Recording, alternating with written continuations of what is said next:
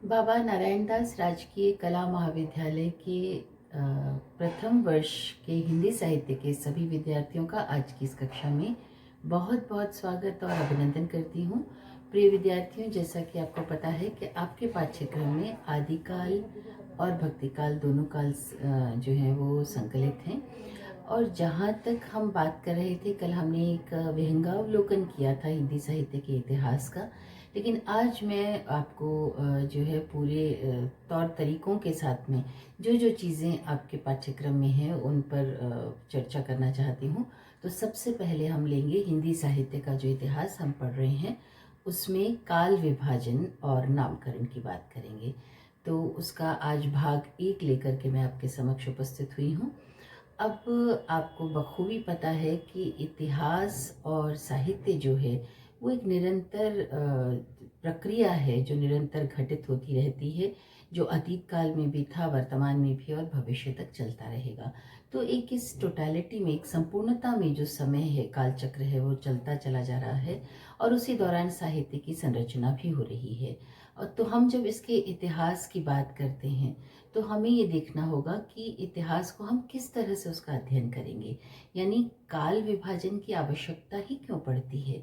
तो उसको समझने के लिए बेहतर ज़रूरी होगा ये कि किसी भी वस्तु को या समय को या व्यक्ति को या किसी भी चीज़ को जब हम पूर्णता में समझने की कोशिश करते हैं, जानने की कोशिश करते हैं, तो हम देखते हैं कि उसे हमें छोटे छोटे टुकड़ों में बांट करके छोटे छोटे उस परिदृश्य में जब हम उसको देखते हैं, उसका आकलन करते हैं, विश्लेषण करते हैं, तो वो चीज़ पूर्णता में हमें समझ में आती है और बहुत आसान हो जाती है ये प्रक्रिया। और शायद इसीलिए कहा गया है कि छोटी छोटी बातों से ही पूर्णता प्राप्त होती है।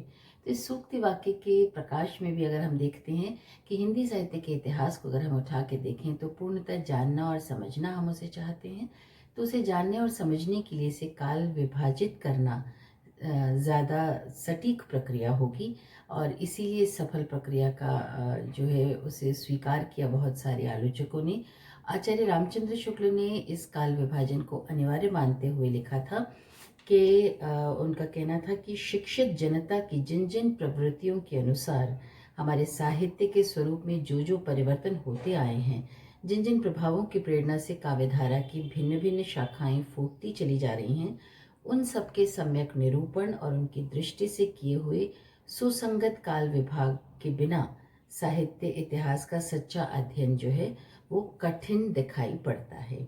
और इसीलिए उन्होंने काल विभाजन का के लिए इस रूप में इसे स्वीकार भी किया। अब हम देखें कि अगर हम काल विभाजन करते हैं तो उसका आधार क्या हो, ये भी एक बहुत बड़ा प्रश्न उठता है। तो उसके आधार की जब बात करते हैं तो शुक्ल जी ये मानते हैं कि उसके काल विभाजन के लिए हमें जनता की बदलती हुई चित्तवृत्तियों के तहत विशेष ढंग की रचनाओं की प्रचुरता और विशेष प्रसिद्धि को प्रमुख आधार माना जाना चाहिए। और इसी आधार पर उन्होंने अपने जो इतिहास में काल विभाजन किया है वो उन्होंने किया भी है। उस पर कुछ आक्षेप और टिप्पणियां भी हुई हैं, उनकी आलोचना भी हुई है, लेकिन फिर भी उनका जो काल विभाजन का आधार था वो इसी रूप में रहा है। डॉक्टर रामकुमार वर्मा राजनीतिक पट परिवर्तन पर अपनी दृष्टि विशेष रूप से केंद्रित रखते हैं और उसी आधार पर वो उसका काल विभाजन का जो वर्गीकरण करते हैं वो उसी आधार पर करते हैं। अब हम देखें कि मोटा मोटा हम आधार जो है वो यही ले सकते हैं कि काल विभाजन को हम इन दोनों की जो बातें हैं उनके परिप्रेक्ष्य में हम देखें तो कुछ आधार जो हम बना सकते हैं। और भी बहुत से आलोचकों ने बहुत सारी बातें कही हैं, बहुत विस्तार में नहीं जाऊंगी मैं, इसके लिए आपको पुस्तक को पढ़ना ही होगा। लेकिन मोटे तौर पर अगर हम देखें तो इस चर्चा के लिए हम ये आधार बना सकते हैं कि एक तो ऐतिहासिक कालक्रम को हम अच्छी तरह से जांच लें, समझ लें और उसके प्रकाश में काम करें। इसी तरह किस राजा का शासन था, उसका शासनकाल कैसा था, उसके प्रशासन की जो खूबियां हैं और कमियां हैं उन सब के मद्देनज़र साहित्य का विश्लेषण हो सकता है। और दूसरा, सांस्कृतिक जो पृष्ठभूमि है उस काल विशेष की, उसके आधार पर भी हम काल विभाजन को देख सकते हैं। इसी तरह सामाजिक पृष्ठभूमि को भी आधार बनाया जाना चाहिए। आर्थिक पृष्ठभूमि को भी आधार बनाया जाना चाहिए कि उस युग में कैसा काल था, स्वर्ण काल था या दरिद्रता थी या गरीबी थी, तमाम चीज़ों को मद्देनज़र रखते हुए। इसके अलावा एक और बड़ी चीज़ जो हमारे हिंदुस्तान के इतिहास में बहुत रेखांकित की जानी चाहिए, वो हमारा जो गुलामी का दौर था और उसके बाद में हमारा जो स्वाधीनता आंदोलन की बात थी। तो राष्ट्रीय आंदोलन जितने भी हुए और जो परिवर्तन हुए, जो कि हमें स्वाधीनता प्राप्त हुई, इन तमाम चीज़ों के मद्देनज़र भी इसका विभाजन किया जा सकता है। इसके अलावा साहित्यिक प्रवृत्ति तो प्रमुख है ही, क्योंकि साहित्य की ही हम बात कर रहे हैं। तो इन तमाम चीज़ों के आधार पर हमने देखा कि बहुत सारे आलोचकों ने काल विभाजन किया है। अब एक प्रश्न उठता है कि क्या काल विभाजन की कोई परंपरा पहले से थी? तो कल मैंने आपसे जब चर्चा की थी गारसा दतासी की, तो आपने देखा होगा कि किस तरह से उन्होंने वर्गीकरण किया, मैंने आपसे चर्चा की थी। तो अब हम ये देख सकते हैं कि गारसा दतासी ने या फिर शिव सिंह सेंगर ने अपने ग्रंथों में काल विभाजन का कोई विशेष प्रयास नहीं किया था। इस दिशा में सबसे पहला प्रयास जो हुआ वो डॉक्टर जॉर्ज ग्रियर्सन ने किया था। और ग्रियर्सन ने इसका काल विभाजन जो है वो इस प्रकार से किया, जैसे उन्होंने चारण काल नाम दे दिया 700 से 1300 के बीच का। 15वीं शताब्दी का जो धार्मिक पुनर्जागरण था उसको उस रूप से नाम दे दिया, या जायसी की प्रेम कविता नाम दे दिया, ब्रज का कृष्ण समुदाय, मुगल दरबार, तुलसीदास, रीतिकाल, तुलसीदास के अन्य परवर्ती कवि, या 18वीं शताब्दी के धार्मिक कवि। इस तरह से उन्होंने वर्गीकरण किया। बहुत सारे नाम मैं नहीं गिनाऊंगी, लेकिन इस तरह से जो उन्होंने विभाजन किया, इस काल विभाजन का भी कोई वैज्ञानिक आधार नहीं था। उन्हें जो प्रवृत्ति प्रमुख लगी या जो चीज़ उन्हें आकृष्ट जिस चीज़ ने किया, जिसे उन्होंने हिंदी साहित्य के इतिहास में शामिल किया, तो उस प्रवृत्ति को उन्होंने एक शीर्षक दे दिया। तो काल विभाजन और कालों के नामकरण का ये जो प्रयास था, ये चूँकि प्रथम प्रयास था, इसलिए ऐतिहासिक दृष्टि से ये महत्वपूर्ण माना जा सकता है। अब हम बात करते हैं मिश्र बंधु विनोद में। मिश्र बंधुओं ने जो हिंदी साहित्य को प्रकरणों में विभक्त किया था, तो वो एक व्यवस्थित आधार उन्होंने अपनाया और अपने काल विभाजन का आधार जो उन्होंने भाषा के विकास को, यानी भाषा धीरे धीरे किस रूप में विकसित हुई है, उसी को आधार बना करके उन्होंने अपना काल विभाजन किया, जिसमें उन्होंने नाम दिए आदि प्रकरण।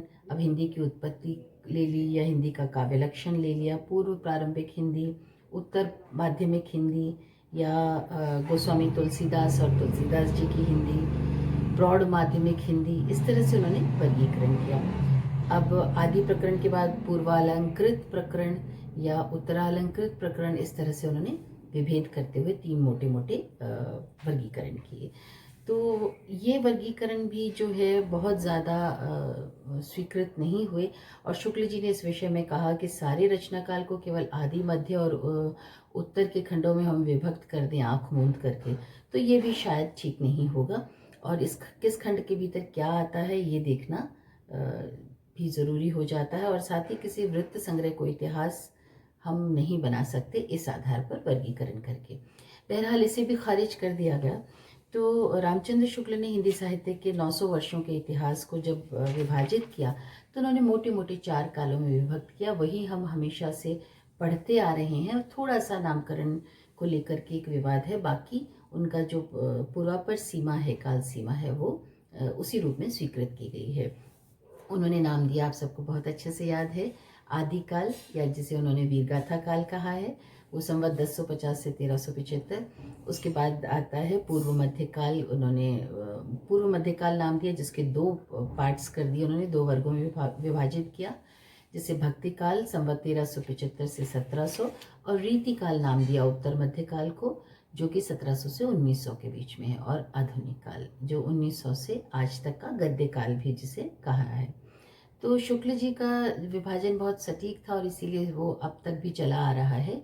उसमें थोड़ा सा परिवर्तन इस रूप में रहा कि वीरगाथा नाम काल जो नाम उन्होंने दिया, उसे बहुत लोगों ने स्वीकार नहीं किया, और उससे बाद में आदिकाल भी कहा जाने लगा, क्योंकि वीरगाथा में सिर्फ एक ही प्रवृत्ति उभर करके आती है। तो बहरहाल उसके बाद के कुछ वर्गीकरण की चर्चा करूंगी। डॉक्टर रामकुमार वर्मा ने इसे 5 कालों में विभक्त किया: संधि काल, चारण काल, भक्ति काल, रीति काल और आधुनिक काल। ये भी एक वर्गीकरण का प्रयास था, लेकिन इसका भी कोई वैज्ञानिक स्पष्ट आधार ना होने की वजह से सर्वस्वीकृत नहीं हो पाया। फिर बात करते हैं डॉक्टर गणपति चंद्र गुप्त के हिंदी साहित्य के वैज्ञानिक इतिहास में। उन्होंने जो वर्गीकरण किया है कि सांस्कृतिक परंपराओं और बाह्य परिस्थितियों के परिप्रेक्ष्य में वो 3 कालों में हिंदी साहित्य के इतिहास को विभाजित करते हैं। प्रारंभिक काल या उन्मेष काल, जिसे 1184 से 1350 ईस्वी के मध्य माना गया। दूसरा मध्यकाल या विकास काल 1350 से 1857 ईस्वी। और तीसरा और अंतिम काल आधुनिक काल, जो 1857 से आज तक माना जाता है। तो ये उनका गणपति चंद्र गुप्त जी का विभाजन हुआ और इसी तरह से बहुत सारे विभाजन निरंतर चलते रहे हैं। डॉक्टर शंभुनाथ सिंह ने साहित्य के युगों और समाजशास्त्रीय ऐतिहासिक युगों के समानांतर अपने वर्गीकरण को प्रस्तुत करते हुए कहा है कि हम हिंदी साहित्य के इतिहास को प्राचीन काल और आधुनिक काल इन 2 रूपों में बांट सकते हैं। और प्राचीन काल को उन्होंने उद्भव काल, विकास काल, उत्कर्ष काल और ह्रास काल कह दिया। और दूसरा आधुनिक काल में संक्रांति युग, पुनरुत्थान युग, विद्रोह युग या सामंजस्य युग, इस तरह से 4 उन्होंने इसके भी विभाजन कर दिए आधुनिक काल के, और 4 विभाजन प्राचीन काल के कर दिए। बहरहाल ये जो पूरी बात थी ये पूरे काल विभाजन की हुई, जिसका कि उन्होंने समय जो है माना था शंभुनाथ सिंह जी ने 700 ईस्वी से लेकर के और 1200 तक जो है वो उद्भव काल के रूप में, 1200 से 1400 के रूप में विकास काल कहा, 1400 से 1650 उन्होंने उत्कर्ष काल नाम दिया और 1650 से 1850 के बीच में उन्होंने ह्रास काल नाम दिया।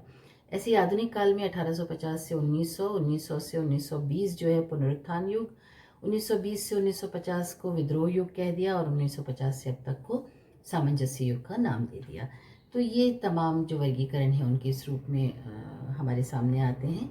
अब हम नामकरण की समस्या पर चर्चा करेंगे, लेकिन इसके भाग 2 को लेकर के मैं कल फिर हाजिर होंगी। तो आज की कक्षा यहीं समाप्त होती है। कल तक के लिए आप सबका नमस्कार।